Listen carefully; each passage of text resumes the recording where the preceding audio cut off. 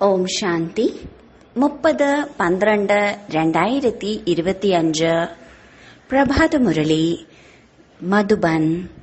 മധുരമായ കുട്ടികളെ, പാപങ്ങളിൽ നിന്നും ഭാരരഹിതമാകണമെങ്കിൽ സത്യസന്ധരും വിശ്വസ്തരുമായി മാറി തന്റെ കർമ്മങ്ങളുടെ കഥ ബാബയ്ക്ക് എഴുതി നൽകൂ. എങ്കിൽ ക്ഷമിക്കപ്പെടും. ചോദ്യം: നിങ്ങൾ കുട്ടികൾക്ക് സംഗമയുഗത്തിൽ ഏത് വിത്ത് വിതയ്ക്കാൻ പാടില്ല? ഉത്തരം: ദേഹാഭിമാനത്തിന്റെ. ഈ വിത്തിൽ നിന്ന് എല്ലാ വികാരങ്ങളുടെയും വൃക്ഷം മുളയ്ക്കുന്നു. ഈ സമയം മുഴുവൻ ലോകത്തിലും 5 വികാരങ്ങളുടെ വൃക്ഷമാണ് ഉള്ളത്. എല്ലാവരും കാമത്തിന്റെയും ക്രോധത്തിന്റെയും വിത്താണ് വിതയ്ക്കുന്നത്. നിങ്ങൾക്ക് ബാബയുടെ നിർദ്ദേശമാണ് കുട്ടികളെ, യോഗബലത്തിലൂടെ പാവനമായി മാറൂ. ഈ വിത്ത് വിതയ്ക്കുന്നത് നിർത്തൂ. ഗീതം: അങ്ങേ ലഭിച്ച നമുക്ക് മുഴുവൻ ലോകത്തെയും ലഭിച്ചു കഴിഞ്ഞു. ഓം ശാന്തി. മധുരമധുരമായ ആത്മീയ കുട്ടികൾ, ഗീതം കേട്ടുവോ? ഇപ്പോൾ കുറച്ചു മാത്രമേ ഉള്ളൂ. ഒരുപാടധികം കുട്ടികളാകും. ഈ സമയം കുറച്ചു പേര് മാത്രമേ പ്രായോഗികമായി മാറിയിട്ടുള്ളൂവെങ്കിലും ഈ പ്രജാപിത ബ്രഹ്മാവിനെ എല്ലാവരും അറിയുമല്ലോ. പേര് തന്നെ ബ്രഹ്മാവെന്നാണ്. എത്രയധികം പ്രജകളാണ്! എല്ലാ ധർമ്മത്തിലുള്ളവരും തീർച്ചയായും ഈ ബ്രഹ്മാവിനെ അംഗീകരിക്കും. ഈ ബ്രഹ്മാവിലൂടെ തന്നെയാണല്ലോ എല്ലാ മനുഷ്യരുടെയും രചന ഉണ്ടായത്. ബാബ മനസ്സിലാക്കി തന്നു, ലൗകിക പിതാവും പരിധിയുള്ള ബ്രഹ്മാവാണ്. എന്തുകൊണ്ടെന്നാൽ അവരുടെയും വംശമുണ്ടാകുന്നുണ്ടല്ലോ. വിളിപ്പേരിന്റെ അടിസ്ഥാനത്തിലാണ് വംശം തുടർന്നു പോകുന്നത്. അവർ പരിധിയുള്ളവരാണ്. ഇതാണ് പരിധിയില്ലാത്ത അച്ഛൻ. ഇവരുടെ പേര് തന്നെ പ്രജാപിത ബ്രഹ്മാവെന്നാണ്. ലൗകിക അച്ഛൻ പരിധിയുള്ള പ്രജകളെയാണ് രചിക്കുന്നത്. ചിലരാണെങ്കിൽ രചിക്കുന്നതേയില്ല. ഈ ബ്രഹ്മാവ് തീർച്ചയായും രചിക്കും. പ്രജാപിത ബ്രഹ്മാവിന് സന്താനമില്ലെന്ന് ആരെങ്കിലും പറയുമോ? മുഴുവൻ ലോകവും ഈ ബ്രഹ്മാവിന്റെ സന്താനങ്ങളാണ്. ഏറ്റവും ആദ്യം പ്രജാപിത ബ്രഹ്മാവ് തന്നെയാണ്. മുസ്ലിങ്ങളും ആദാം ബീബി എന്ന് പറയുന്നുണ്ടെങ്കിൽ ആരെയെങ്കിലും ആയിരിക്കുമല്ലോ പറയുന്നത്. ആദാം ഹവ്വ, ആദിദേവൻ ആദിദേവി എന്നും ഈ പ്രജാപിത ബ്രഹ്മാവിനെ തന്നെയാണ് പറയുന്നത്. ഏതെല്ലാം ധർമ്മത്തിലുള്ളവരുണ്ടോ എല്ലാവരും ഈ ബ്രഹ്മാവിനെ അംഗീകരിക്കും. വാസ്തവത്തിൽ ഒന്ന് പരിധിയുള്ള അച്ഛനും മറ്റൊന്ന് പരിധി ഇല്ലാത്തതും. ഈ പരിധിയില്ലാത്ത അച്ഛനാണ് പരിധിയില്ലാത്ത സുഖം നൽകുന്നത്. പരിധിയില്ലാത്ത സ്വർഗത്തിലെ സുഖത്തിന് വേണ്ടി നിങ്ങൾ പുരുഷാർത്ഥവും ചെയ്യുന്നുണ്ട്. ഇവിടെ പരിധിയില്ലാത്ത ബാബയിൽ നിന്നും പരിധിയില്ലാത്ത സുഖത്തിന്റെ സമ്പത്ത് പ്രാപ്തമാക്കാൻ വേണ്ടിയാണ് വന്നിരിക്കുന്നത്.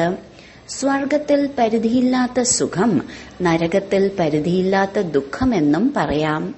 ദുഃഖവും ഒരുപാട് വരാൻ പോവുകയാണ്. അയ്യോ അയ്യോ എന്ന് വിളിച്ചുകൊണ്ടിരിക്കും. ബാബ നിങ്ങൾക്ക് മുഴുവൻ വിശ്വത്തിന്റെയും ആദി മധ്യ അന്ത്യത്തിന്റെയും രഹസ്യം മനസ്സിലാക്കി തന്നു.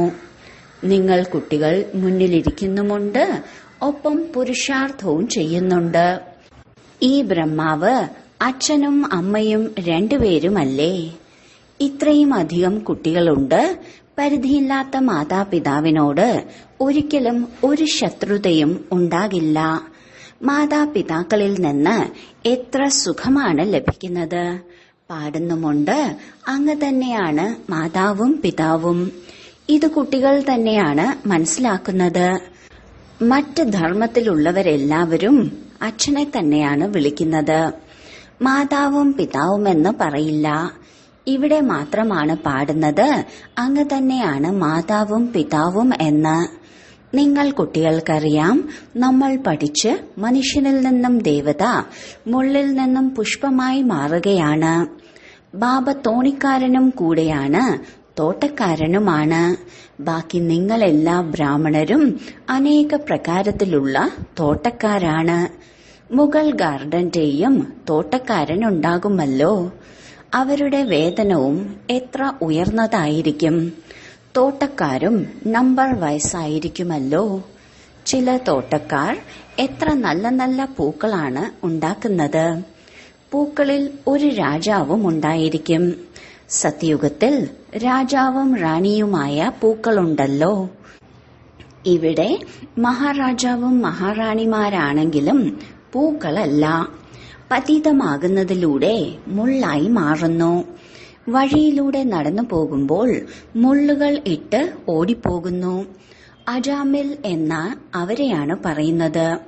ഏറ്റവും കൂടുതൽ ഭക്തിയും നിങ്ങളാണ് ചെയ്യുന്നത്. വാമമാർഗത്തിൽ ചിത്രങ്ങൾ നോക്കൂ, എത്ര മോശമായിട്ടാണ് ഉണ്ടാക്കിയിരിക്കുന്നത്. ദേവതകളുടെ ചിത്രം തന്നെയാണ്. ഇപ്പോൾ അത് വാമമാർഗത്തിലെ ചിത്രങ്ങളാണ്. ഇപ്പോൾ നിങ്ങൾ കുട്ടികൾ ഈ കാര്യങ്ങളെല്ലാം മനസ്സിലാക്കി കഴിഞ്ഞു. നിങ്ങളിപ്പോൾ ബ്രാഹ്മണരായി മാറിയിരിക്കുന്നു. നമ്മൾ വികാരങ്ങളിൽ നിന്ന് വളരെ ദൂരെ ദൂരെ പോകുന്നു.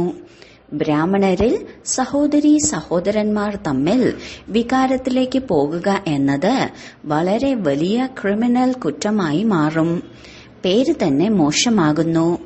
അതിനാൽ ചെറുപ്പം മുതലേ എന്തെങ്കിലും പാപകർമ്മങ്ങൾ ചെയ്തിട്ടുണ്ടെങ്കിൽ അതുപോലും ബാബയ്ക്ക് കേൾപ്പിക്കുകയാണെങ്കിൽ പകുതി മാപ്പ് ലഭിക്കും. ഓർമ്മയുണ്ടായിരിക്കുമല്ലോ, ഈ സമയത്ത് ഇന്ന മോശമായ പ്രവൃത്തി ചെയ്തു എന്ന് ബാബയ്ക്ക് എഴുതി അയക്കാറുണ്ട്. വളരെ സത്യസന്ധരും വിശ്വസ്തരുമായവർ ബാബയ്ക്കെഴുതും, ബാബ, ഞങ്ങൾ ഈ മോശമായ പ്രവൃത്തി ചെയ്തു, ക്ഷമിക്കൂ. ബാബ പറയുന്നു, ക്ഷമയൊന്നുമില്ല. ബാക്കി സത്യം പറയുന്നതിലൂടെ അതിന്റെ ഭാരം കുറയും. മറന്നു പോകുമെന്നല്ല, മറക്കാൻ സാധിക്കില്ല. ഇനി ഒരിക്കലും ഇങ്ങനെയുള്ള കർമ്മം ഉണ്ടാകാതിരിക്കാനും ശ്രദ്ധിക്കാനുമുള്ള നിർദ്ദേശം നൽകും. ബാക്കി ഹൃദയം തീർച്ചയായും കുത്തുക തന്നെ ചെയ്യും. പറയും, ബാബ, ഞാൻ അജാമിലനായിരുന്നു എന്ന്. ഈ ജന്മത്തെ തന്നെ കാര്യമാണ്. ഇതും നിങ്ങൾക്കിപ്പോൾ അറിയാം. എപ്പോൾ മുതലാണ് വാമമാർഗത്തിൽ വന്ന് പാപാത്മാവായി മാറിയത്? ഇപ്പോൾ ബാബ വീണ്ടും നിങ്ങളെ പുണ്യാത്മാവായി മാറ്റുന്നു. പുണ്യാത്മാക്കളുടെ ലോകം തന്നെ വേറെയാണ്. ലോകം ഒന്നു തന്നെയാണെങ്കിലും അത് 2 ഭാഗങ്ങളായിട്ടെന്ന് മനസ്സിലായി കഴിഞ്ഞു.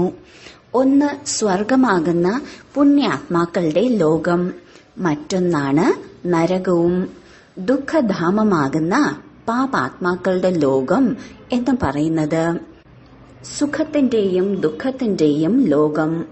ദുഃഖത്തിന്റെ ലോകത്തിൽ എല്ലാവരും നിലവിളിച്ചുകൊണ്ടിരിക്കുന്നു, ഞങ്ങളെ മുക്തമാക്കൂ, ഞങ്ങളുടെ വീട്ടിലേക്ക് കൊണ്ടുപോകൂ. വീട്ടിൽ ഇരിക്കാൻ സാധിക്കില്ല, വീണ്ടും പാർട്ട് അഭിനയിക്കാൻ വരിക തന്നെ വേണം എന്നത് കുട്ടികൾക്കറിയാം. ഈ സമയം മുഴുവൻ ലോകവും പതീതമാണ്. ഇപ്പോൾ ബാബയിലൂടെ നിങ്ങൾ പാവനമായി മാറുകയാണ്. ലക്ഷ്യം നിങ്ങളുടെ മുന്നിലുണ്ട്. മറ്റാരും ഈ ലക്ഷ്യത്തെ കാണിക്കില്ല. നമ്മൾ ഇതാണ് ആയി മാറാൻ പോകുന്നത്. ബാബ പറയുന്നു, കുട്ടികളെ, നിങ്ങൾ ഇതായിരുന്നു, ഇപ്പോഴല്ല. പൂജ്യരായിരുന്നു, ഇപ്പോൾ പൂജാരിയായി മാറിയിരിക്കുകയാണ്. വീണ്ടും പൂജ്യരായി മാറാനുള്ള പുരുഷാർത്ഥം ചെയ്യണം. ബാബ എത്ര നല്ല പുരുഷാർത്ഥമാണ് ചെയ്യിപ്പിക്കുന്നത്. ഈ ബ്രഹ്മബാബ മനസ്സിലാക്കുന്നുണ്ടായിരിക്കുമല്ലോ, ഞാൻ രാജകുമാരനായി മാറാൻ പോവുകയാണെന്ന്. നമ്പർ 1 തന്നെയാണ് ബ്രഹ്മാവ്. എന്നാലും എല്ലായ്പ്പോഴൊന്നും ഓർമ്മ നിലനിൽക്കുന്നില്ല, മറന്നു പോകുന്നു. ആര് എത്ര തന്നെ പരിശ്രമിച്ചാലും ഇപ്പോൾ ആ അവസ്ഥ ഉണ്ടാകില്ല. കർമാതീത അവസ്ഥ യുദ്ധത്തിന്റെ സമയത്ത് മാത്രമേ ആവുകയുള്ളൂ. എല്ലാവർക്കും പുരുഷാർത്ഥം ചെയ്യുക തന്നെ വേണം. ഈ ബ്രഹ്മാവിനും ചെയ്യണം. നിങ്ങൾ മനസ്സിലാക്കി കൊടുക്കാറുമുണ്ട്. ചിത്രത്തിൽ നോക്കൂ, ബാബയുടെ ചിത്രം എവിടെയാണ്? തികച്ചും കൽപ്പവൃക്ഷത്തിന്റെ പിറകിൽ നിൽക്കുന്നുണ്ട്. പതീതമായ ലോകത്തിൽ താഴെയിരുന്ന് തപസ് ചെയ്തുകൊണ്ടിരിക്കുകയാണ്. എത്ര സഹജമായാണ് മനസ്സിലാക്കി തരുന്നത്. ഈ കാര്യങ്ങളെല്ലാം ബാബ തന്നെയാണ് മനസ്സിലാക്കി തന്നിട്ടുള്ളത്. ഈ ബ്രഹ്മാവിനും ഒന്നും അറിയില്ലായിരുന്നു. ബാബ തന്നെയാണ് നോളജ്ഫുൾ. ബാബയെ തന്നെയാണ് എല്ലാവരും ഓർമ്മിക്കുന്നത്. അല്ലയോ പരംപിത പരമാത്മാവേ, വന്ന് ഞങ്ങളുടെ ദുഃഖം ഇല്ലാതാക്കൂ എന്ന്. ബ്രഹ്മ, വിഷ്ണു, ശങ്കരന്മാർ ദേവതകളാണ്. മൂലവതനത്തിൽ വസിക്കുന്ന ആത്മാക്കളെ ദേവതകൾ എന്ന് പറയില്ലല്ലോ. ബ്രഹ്മ, വിഷ്ണു, ശങ്കരന്റെയും രഹസ്യം ബാബ നിങ്ങൾക്ക് മനസ്സിലാക്കി തന്നിട്ടുണ്ട്. ബ്രഹ്മാവും ലക്ഷ്മി നാരായണന്മാരും ഇവിടെ തന്നെയാണല്ലോ ഉള്ളത്. സൂക്ഷ്മവതനത്തെക്കുറിച്ച് ഇപ്പോഴാണ് നിങ്ങൾക്ക് സാക്ഷാത്കാരം ഉണ്ടാകുന്നത്. ഈ ബ്രഹ്മാവും ഫരിഷ്തയായി മാറുന്നു. ഏണിപ്പടിയുടെ മുകളിലിരിക്കുന്ന ബ്രഹ്മാവ് തന്നെയാണ് പിന്നീട് താഴെ തപസ് ചെയ്യുന്നത്. ചിത്രത്തിൽ വളരെ നല്ല രീതിയിൽ കാണിച്ചിട്ടുണ്ട്. ഈ ബ്രഹ്മാവൊന്നും സ്വയത്തെ ഭഗവാൻ എന്ന് പറയുന്നില്ലല്ലോ. ഈ ബ്രഹ്മാവ് പറയുന്നത്, ഞാൻ ഒരു പൈസയ്ക്ക് പോലും വിലയില്ലാത്തതാണ്. നിങ്ങളും അങ്ങനെ തന്നെ ഇപ്പോൾ സമ്പന്നനായി മാറുകയാണ്. നിങ്ങളും എത്ര സഹജമായി മനസ്സിലാക്കേണ്ട കാര്യമാണ്. ആരെങ്കിലും ചോദിച്ചാൽ പറയൂ, നോക്കൂ, ഈ ബ്രഹ്മാവ് കലിയുഗത്തിന്റെ അവസാനമല്ലേ നിൽക്കുന്നത്. ബാബ പറയുന്നു, ജീർണിച്ചതും വാനപ്രസ്ഥ അവസ്ഥയുമാകുമ്പോഴാണ് ഞാൻ ഈ ബ്രഹ്മാവിൽ പ്രവേശിക്കുന്നത്. ഇപ്പോൾ രാജയോഗത്തിന്റെ തപസ് ചെയ്തുകൊണ്ടിരിക്കുകയാണ്. തപസ് ചെയ്യുന്നവരെ ദേവതയെന്നെങ്ങനെ വിളിക്കും? രാജയോഗം പഠിച്ച് ഇങ്ങനെയായി മാറും. നിങ്ങൾ കുട്ടികളെയും ഇങ്ങനെയുള്ള കിരീടധാരിയാക്കി മാറ്റുകയല്ലേ ചെയ്യുന്നത്. ഈ ബ്രഹ്മാവ് തന്നെയാണ് ദേവതയായി മാറുന്നത്. ഇങ്ങനെ ദേവതയായി മാറുന്ന 10-20 കുട്ടികളുടെ ചിത്രവും വെക്കാൻ സാധിക്കും. ഇങ്ങനെയായി മാറുന്നു എന്ന് കാണിക്കാൻ. മുമ്പെല്ലാം എല്ലാവരുടെയും ഇങ്ങനെയുള്ള ചിത്രങ്ങൾ കാണിക്കുമായിരുന്നു. ഇത് മനസ്സിലാക്കി കൊടുക്കേണ്ട കാര്യമല്ലേ. ഒരു വശത്ത് സാധാരണവും മറുവശത്ത് ഇരട്ട കിരീടധാരിയുടെയും. നിങ്ങൾ മനസ്സിലാക്കുന്നു, നമ്മൾ ഇങ്ങനെയായി മാറുകയാണ് എന്ന്. ആരുടെ ബുദ്ധിയുടെ ലൈൻ ശരിയാണോ അവർ മാത്രമേ ആയി മാറുകയുള്ളൂ. ഒപ്പം വളരെ മധുരമുള്ളവരുമായി മാറണം. ഈ സമയം മനുഷ്യനിൽ കാമം, ക്രോധം മുതലായവയുടെ വിത്ത് എത്ര വർദ്ധിച്ചിരിക്കുന്നു. എല്ലാവരിലും 5 വികാരങ്ങളാകുന്ന വിത്തിന്റെ വൃക്ഷം വളർന്നിരിക്കുകയാണ്. ഇപ്പോൾ ബാബ പറയുന്നു, അങ്ങനെയുള്ള വിത്ത് വിതയ്ക്കരുത്. സംഗമയുഗത്തിൽ നിങ്ങൾ ദേഹാഭിമാനത്തിന്റെ വിത്ത് വിതയ്ക്കരുത്. കാമത്തിന്റെയും വിത്ത് വിതയ്ക്കരുത്. പകുതി കൽപ്പത്തിലേക്ക് പിന്നീട് രാവണൻ തന്നെ ഉണ്ടാകുന്നില്ല. ഓരോ കാര്യവും ബാബ ഇരുന്ന് കുട്ടികൾക്ക് മനസ്സിലാക്കി തരുന്നു. മുഖ്യമായത് ഒരേ ഒരു കാര്യമേ ഉള്ളൂ, മന്മനാഭവ. ബാബ പറയുന്നു, എന്നെ ഓർമ്മിക്കൂ. ഏറ്റവും അവസാനവും ഇതുണ്ട്, തുടക്കത്തിലും ഇതുണ്ട്. യോഗബലത്തിലൂടെ എത്ര പാവനമായി മാറുന്നു. തുടക്കത്തിലെല്ലാം കുട്ടികൾക്ക് ഒരുപാട് സാക്ഷാത്കാരങ്ങളെല്ലാം ഉണ്ടാകാറുണ്ടായിരുന്നു. ഭക്തിമാർഗത്തിൽ രാത്രിയും പകലും ഭക്തി ചെയ്യുമ്പോൾ സാക്ഷാത്കാരം ഉണ്ടാകുന്നു. ഇവിടെയാണെങ്കിൽ ഈ ബ്രഹ്മാവിരിക്കുമ്പോൾ തന്നെ ധ്യാനത്തിലേക്ക് പോകുമായിരുന്നു. ഇതൊരു ജാലവിദ്യയാണെന്നാണ് മനസ്സിലാക്കിയിരിക്കുന്നത്. ഇത് ഒന്നാന്തരം ജാലവിദ്യയാണ്. മീരയും ഒരുപാട് തപസ് ചെയ്തു. സാധു സന്യാസിമാരുടെ എല്ലാം സംഘത്തിലിരുന്നു. ഇവിടെ സന്യാസിമാർ മുതലായവർ എവിടെയാണ്? ഇത് അച്ഛനല്ലേ? എല്ലാവരുടെയും അച്ഛനാണ് ശിവബാബ. പറയുകയാണ്, ഗുരുവിനെ കാണണം എന്ന്. ഇവിടെ ഗുരു ഇല്ല. ശിവബാബ നിരാകാരനാണ്. പിന്നെ ആരെയാണ് കാണാൻ ആഗ്രഹിക്കുന്നത്? മറ്റ് ഗുരുക്കന്മാരുടെ അടുത്തെല്ലാം ചെന്ന് കാഴ്ചവെക്കാറുണ്ട്. ഇവിടെ പരിധിയില്ലാത്ത അച്ഛൻ തന്നെയാണ് അധികാരി. ഇവിടെ കാഴ്ചവെക്കേണ്ട ആവശ്യമില്ല. ബാബ പൈസ കൊണ്ട് എന്തു ചെയ്യും? ഈ ബ്രഹ്മാവും മനസ്സിലാക്കുന്നു, നമ്മൾ വിശ്വത്തിന്റെ അധികാരിയായി മാറുന്നു. കുട്ടികൾ എത്ര പൈസ കൊണ്ടുവരികയാണെങ്കിലും അവർക്ക് വേണ്ടി തന്നെയാണ് കെട്ടിടങ്ങളെല്ലാം ഉണ്ടാക്കുന്നത്. പൈസ ബ്രഹ്മബാബയ്ക്കും പ്രയോജനമില്ല, ശിവബാബയ്ക്കും പ്രയോജനമില്ല. ഈ കെട്ടിടങ്ങളെല്ലാം ഉണ്ടാക്കിയത് തന്നെ കുട്ടികൾക്ക് വേണ്ടിയാണ്. കുട്ടികൾ തന്നെയാണ് വന്നിരിക്കുന്നത്. ചിലർ പാവപ്പെട്ടവരാണ്, ചിലർ ധനവാന്മാരാണ്. ചിലർ 2 രൂപ പോലും അയക്കും, ബാബ എന്റെ ഒരു ഇഷ്ടിക വയ്ക്കൂ. ചിലർ 1000 അയക്കും. ഭാവന രണ്ടുപേരുടെയും ഒന്നല്ലേ? രണ്ടുപേരുടെയും ഒരുപോലെയാകുന്നു. പിന്നീട് കുട്ടികൾ വന്ന് അവർക്ക് എവിടെ വേണമെങ്കിലും താമസിക്കാം. കെട്ടിടമുണ്ടാക്കിയവർ വരികയാണെങ്കിൽ അവരെ തീർച്ചയായും സുഖ സൗകര്യത്തോടുകൂടി താമസിപ്പിക്കും. പലരും പിന്നെ ഇങ്ങനെ പറയും, ബാബയും സൽക്കരിക്കാറുണ്ട്. അത് തീർച്ചയായും ചെയ്യണമല്ലോ. ചിലരെല്ലാം എങ്ങനെയുള്ളതാണ്? ചിലർ വന്ന് എവിടെയെങ്കിലും ഇരിക്കും. ചിലർ വളരെ ദുർബലരായിരിക്കും. വിദേശത്ത് വസിക്കുന്നവർ വലിയ വലിയ കെട്ടിടങ്ങളിൽ വസിക്കുന്നവരുണ്ടായിരിക്കും. ഓരോ രാജ്യത്തും വലിയ വലിയ ധനവാന്മാർ വരുമ്പോൾ അങ്ങനെയുള്ള കെട്ടിടങ്ങളെല്ലാം ഉണ്ടാക്കുന്നു.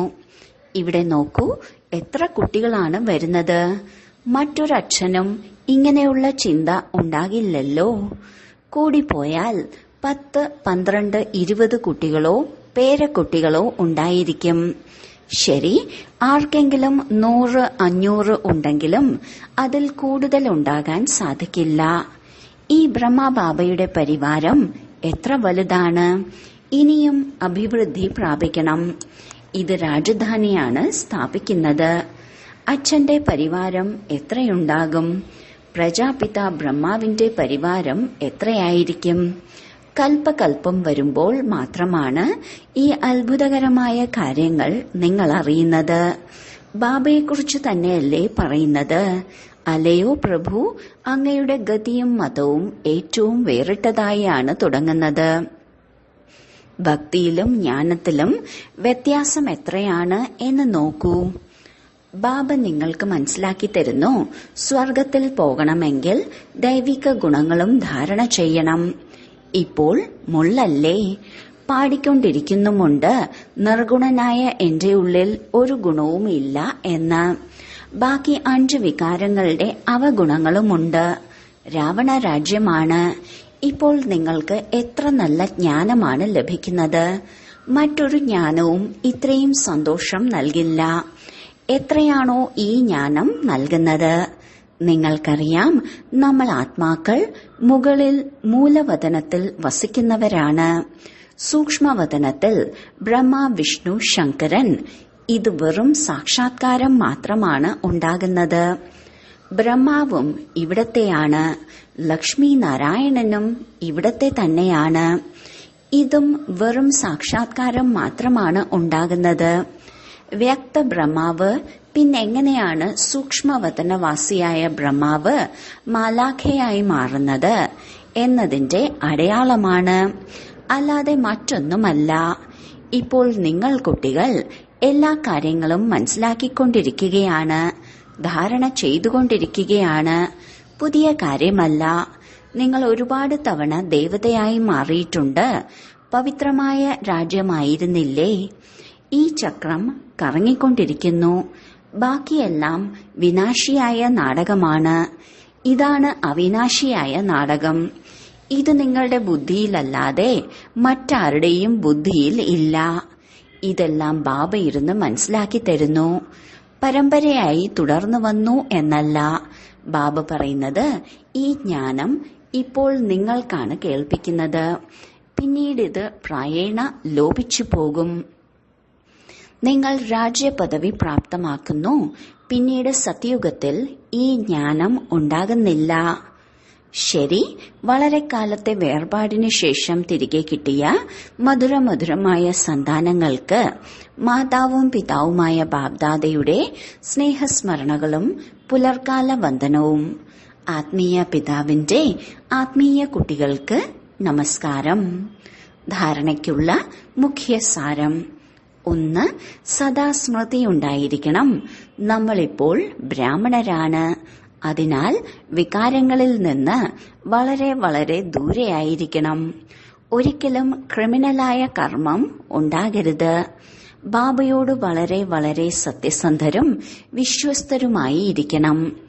2. ഇരട്ട കിരീടധാരിയായ ദേവതയായി മാറണമെങ്കിൽ വളരെ മധുരമുള്ളവരായി മാറണം. ബുദ്ധിയുടെ ലൈൻ ക്ലിയർ ആയിരിക്കണം. രാജയോഗത്തിന്റെ തപസ്യ ചെയ്യണം. വരദാനം: സദാ പരിധിയില്ലാത്ത സ്ഥിതിയിൽ സ്ഥിതി ചെയ്യുന്ന ബന്ധനമുക്ത ജീവൻ മുക്തരായി ഭവിക്കട്ടെ. ദേഹാഭിമാനം പരിധിയുള്ള സ്ഥിതിയാണ്. ദേഹി അഭിമാനിയാകുക ഇതാണ് പരിധിയില്ലാത്ത സ്ഥിതി. ദേഹത്തിൽ വരുന്നതിലൂടെ അനേക കർമ്മങ്ങളുടെ ബന്ധനത്തിലേക്ക് പരിധിയിലേക്ക് വരേണ്ടി വരുന്നു. എന്നാൽ എപ്പോൾ ദേഹിയാകുന്നു അപ്പോൾ ഈ എല്ലാ ബന്ധനവും അവസാനിക്കുന്നു. ബന്ധനമുക്തരാണ് ജീവൻ മുക്തർ എന്ന് പറയാറുള്ള പോലെ ആരാണോ പരിധിയില്ലാത്ത സ്ഥിതിയിൽ സ്ഥിതി ചെയ്യുന്നത് അവർ ലോകത്തിന്റെ അന്തരീക്ഷം, വൈബ്രേഷൻ, തമോഗുണി മനോവൃത്തി, മായയുടെ യുദ്ധം ഇവയെല്ലാത്തിൽ നിന്നും മുക്തമായി മാറുന്നു. ഇതിനെയാണ് പറയുന്നത് ജീവൻ മുക്ത സ്ഥിതി. ഇതിന്റെ അനുഭവം സംഗമയുഗത്തിൽ തന്നെയാണ് ഉണ്ടാകുക. സ്ലോഗൻ: നിശ്ചയബുദ്ധിയുടെ ലക്ഷണം നിശ്ചിത വിജയി, നിശ്ചിന്തം. അവരുടെ അടുക്കലേക്ക് വ്യർത്ഥത്തിന് വരാനാകില്ല. അവ്യക്ത സൂചന: ഇപ്പോൾ സമ്പന്നവും കർമാതീതവുമാകുന്നതിന്റെ ധ്വനി മുഴക്കൂ. കർമ്മത്തിന്റെ ഗഹനഗതിയെ അറിഞ്ഞ് അർത്ഥം ത്രികാലദർശിയായി ഓരോ കർമ്മവും ചെയ്യൂ. അപ്പോഴേ കർമാതീതമാകാൻ കഴിയുകയുള്ളൂ. അഥവാ കൊച്ചു കൊച്ചു തെറ്റുകൾ സങ്കല്പ രൂപത്തിലെങ്കിലും ഉണ്ടാകുന്നുവെങ്കിൽ അതിന്റെ പോലും കർമ്മക്കണക്ക് വളരെ കടുത്തതാകും. അതിനാൽ കൊച്ചു തെറ്റുകളെയും വലുതായി കരുതണം. എന്തെന്നാൽ ഇപ്പോൾ സമ്പൂർണ്ണ സ്ഥിതിയുടെ സമീപത്തേക്ക് വരികയാണ്. ഓം ശാന്തി.